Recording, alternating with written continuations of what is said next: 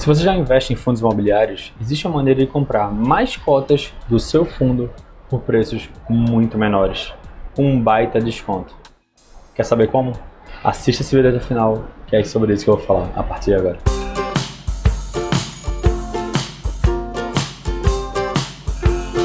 Opa, Rafael Seabra aqui do queroficarrico.com, e nesse vídeo eu quero explicar um conceito muito importante sobre fundos imobiliários, que é a subscrição de novas cotas de um fundo, tá? É através dela que você pode muitas vezes comprar novas cotas do seu fundo de uma maneira muito mais barata. Antes de explicar sobre ela, eu queria te fazer dois pedidos. O primeiro, já deixa o teu like, já clica no curtir aqui embaixo. E se você ainda não é inscrito no canal, clica no botão vermelho que tem aqui embaixo que diz inscrever-se. Depois você clica no sino para ativar as notificações e assim você não perde nenhum dos próximos vídeos. Vamos lá agora explicar primeiro o conceito da subscrição. A subscrição nada mais é do que o direito da preferência na compra de novas cotas de um fundo que você já é cotista quando ele vai fazer uma nova emissão. Então, muitas vezes, quando um fundo de investimento imobiliário precisa captar dinheiro para fazer novas aquisições, seja novos imóveis ou novos certificados de recebíveis imobiliários, ele precisa fazer o quê? Uma nova emissão de cotas. Sendo que quem tem o direito de receber, de fazer essa compra, pelo menos com prioridade, são os próprios cotistas do fundo. Para quê? Para não ver a sua participação diluída, porque a partir do momento que ele aumenta a quantidade de cotas, se você não aumenta na mesma proporção, percentualmente, proporcionalmente, a sua participação no fundo vai diminuir. Por isso que ele dá esse direito aos cotistas, a quem já é cotista, para poder comprar novas ações, novas cotas daquele fundo pelo preço do valor patrimonial. E aí é que está a grande sacada, porque geralmente essas novas emissões você consegue fazer a compra por preços abaixo do valor de mercado do fundo, tá? Então vou dar alguns exemplos, vou dar um exemplo bem prático, mostrando exatamente uma subscrição recente que eu participei, mas antes, para você entender todo esse processo, eu vou usar como exemplo um fundo fictício, que eu vou chamar de RAFA11, tá? RAFA11, é um fundo que não existe, é o meu nome, como você deve ter percebido, e vamos dizer que ele seja um fundo de recebíveis imobiliários, tá? E aí, no exato momento que o meu fundo vai fazer a subscrição, emissão de novas cotas, ele está sendo vendido com ágio. O preço dele de mercado está um pouquinho mais caro do que o valor patrimonial. Então, enquanto o valor patrimonial está na casa dos R$100 por cota, ele está sendo vendido a R$110 por cota. Então, seria um ágio de 10%. Não se engane, isso é uma coisa bastante comum, tá? Eu até anotei alguns exemplos. O IRDM11, que é um fundo imobiliário, ele tem um ágio de 25% sobre o valor patrimonial dele, e o HGLG11 também está com ágio de 18%, só para você ter uma ideia de que isso é uma coisa mais normal do que você imagina. Então o que acontece? Esse fundo, o RAFA11, ele está sendo vendido no mercado por R$110, sendo que ele vai fazer uma nova emissão de cotas e por conta disso ele vai lançar essa subscrição para quem já é cotista. Então, ainda seguindo com o exemplo, ele tem um patrimônio de R$1 milhão e ele está querendo adquirir mais 400 mil em certificados de recebíveis imobiliários. Então ele vai fazer um aumento patrimonial de 40% sobre o valor do patrimônio do fundo. E essa subscrição ela vai ser vendida por R$100. Mesmo que o preço de mercado dele esteja em R$110, a subscrição, esse direito, para quem já é cotista, você vai comprar novas cotas do fundo por R$100. E qual a quantidade? É ilimitada? Não. É proporcional à quantidade que vai ser emitida. Então, se ele vai aumentar em 40% o patrimônio do fundo, você vai ter o direito de comprar 40% a mais relativo à quantidade de cotas que você já tem. Então, se você, no meu caso, se eu tenho 100 cotas do fundo RAFA11, eu vou ter o direito a comprar 40 cotas de subscrição, que eles chamam de RAFA12. Eles colocam essa terminação durante a fase de subscrição e ela permanece até que, de fato, ela seja integralizada para você, ela seja subscrita e seja juntada à quantidade de cotas que você já tem, tá? Então vai existir um período vamos dizer assim, que você não pode negociar, um período de carência. Você vai entender quando eu der o exemplo real de uma subscrição que aconteceu recentemente, tá? E o que acontece? Durante esse período vai existir uma data para você vender esse direito. Você pode decidir vender esse direito para uma outra pessoa. Você tem o direito de comprar 40 cotas ao preço de R$100, mas você pode não querer. Então você pode vender esse direito para alguém, que geralmente vai ser a diferença do preço de mercado para o preço da cota. A segunda opção é você exercer o direito, total ou parcialmente. Então você pode decidir, mandar uma ordem para a corretora dizendo: não, eu quero exercer esse direito, eu vou comprar essas 40 cotas. Ou simplesmente não exercer o direito e você perdeu o dinheiro. Essa daí seria talvez a pior decisão, porque ou você vende ele ou você exerce. Não faz sentido você deixar de fazer, você perder esse direito, você deixar de exercê-lo simplesmente por nada, tá? Então basicamente seriam esses os passos que você tem, essas opções que você tem durante o período de subscrição. Então vai existir basicamente, até anotei aqui, 3 datas, né? Existe uma data de limite, ele anuncia que vai ter a subscrição e ele define 3 datas. Uma data de limite para você negociar essas subscrições, que seria o RAFA 12 no caso do meu fundo. Então você tem uma data limite, ele define uma data. Depois daquela data você não pode mais vender ela. Então você vai ter a opção de ou subscrever, e aí vai ter uma outra data para você dizer eu quero subscrever, e vai ter uma outra data para quê? Para liquidação, que é a data em que você deve colocar aquele dinheiro relativo à quantidade de cotas que você vai subscrever na conta da sua corretora para que ela seja liquidada de fato.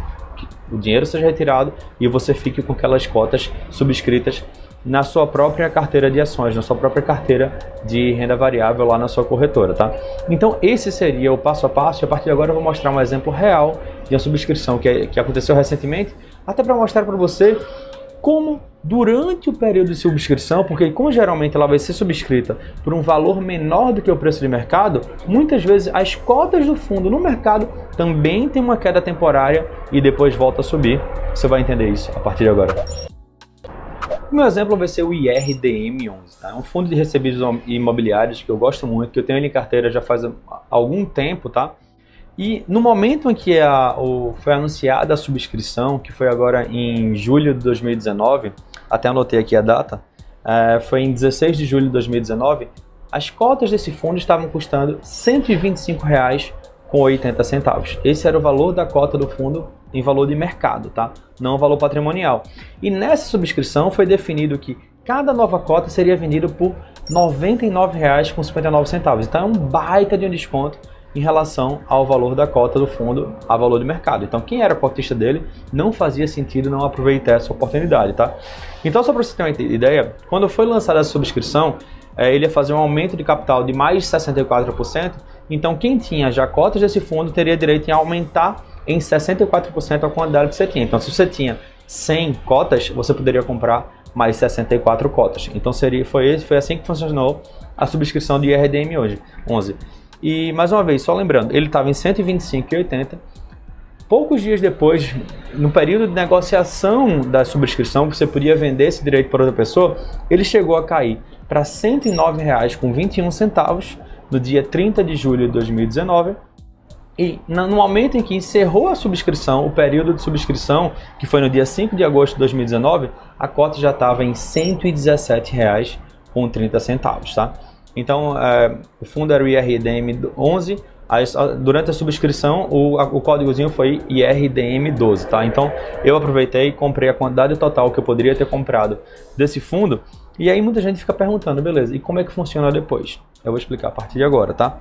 Só lembrando que na data que eu gravo esse vídeo, em 29 de agosto de 2019, a cota desse fundo, a valor de mercado, já subiu para R$ 126,00. Então, só para você ter uma ideia, eu comprei durante a subscrição por R$ 99,00 e agora ela já está em R$ 126,00, mais do que era o preço antes do período de subscrição, que ele estava em 125 e agora já está em 126. Então o preço já normalizou e ainda assim eu aproveitei para comprar com um baita desconto. Vamos entender a partir de agora o que é que acontece depois disso.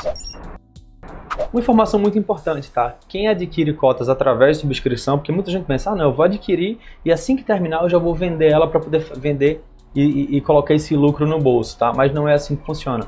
Quando você exerce o direito de subscrição, existe um período de carência definido pela própria CVM, tá? É uma instrução da CVM 476 de 2009. No seu artigo 13 ele diz que você tem que permanecer por 90 dias com essa quantidade de cotas meio que bloqueadas na sua própria corretora, tá? Então você vai ter direito aos dividendos pagos proporcionalmente em relação a essa cota, vai ser pro rata, dependendo de quanto ela estiver valendo para você. Então você vai receber o valor dos seus aluguéis mensais, os dividendos mensais relativos a ela, mas você não pode vender essas cotas. Tanto que lá no seu home broker, lá no aplicativo da sua corretora, ou mesmo no site da sua corretora, por onde você acompanha, você vai ver que O códigozinho do seu fundo imobiliário, que nesse caso foi IRDM11, ele continua com a mesma quantidade que você tinha antes e fica aparecendo ainda um IRDM12 com a quantidade de novas cotas que foram subscritas, mas eles ainda não estão juntos. Eles ficam separados justamente porque você está impedido de negociar essas cotas. As antigas você pode negociar sem problema, as novas não. Só depois do período de 90 dias que elas são unidas, que elas são somadas, e aí sim você vê elas unidas e no caso a IRDM12 deixa de existir. Mas é assim que funciona todo o processo de subscrição. A minha conclusão é que, via de regra, se você já tem um bom fundo imobiliário, escolheu ele, independente de qual seja o segmento, ele está sendo vendido via de regra também. Quando é um bom fundo, ele está sendo vendido um pouquinho acima do valor patrimonial. Sempre que existir a possibilidade de você subscrever novas cotas, faça isso, porque você não só mantém o percentual de cotas que você tem daquele fundo, você não vê a sua participação sendo diluída com novos aumentos de capital, mas principalmente você tem uma ótima oportunidade de adquirir mais cotas de um bom fundo por um preço muito menor, tá? Então, feita essa dica aqui, a última coisa que eu queria fazer aqui era deixar uma pergunta para você. Você já participou de algum processo de subscrição? Deixa um comentário aqui embaixo. Será que você já viu alguma coisa, não sabia o que fazer e perdeu essa oportunidade? Comenta aqui embaixo também. Eu quero saber como está o teu nível de conhecimento sobre fundos imobiliários e até porque se tiver alguma dúvida, eu também posso responder aqui embaixo nos comentários, tá? Então, dito isso, esse vídeo fica por aqui. A gente se vê no próximo vídeo. Tchau, tchau.